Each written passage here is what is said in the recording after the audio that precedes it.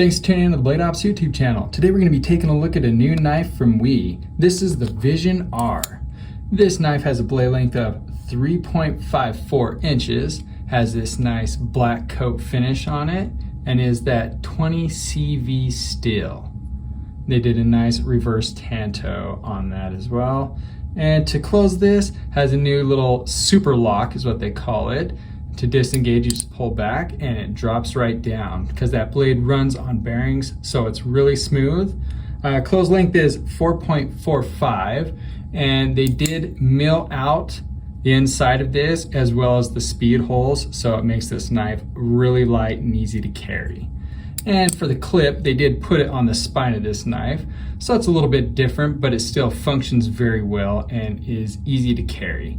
Also very thin knife, and it runs on bearings again, super smooth. And again, there's that lock, so you just pull back on it, and as you can see, they have a little window where it engages. As you pull back, disengages and drops down. I think that's a cool little detail that they added to this knife, and just gives it that little extra special touch. So, fit and hand on this thing is fantastic, and I think it's going to be a very slicey knife.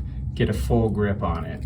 This is the WE Vision R, and you can get it at Blade Ops.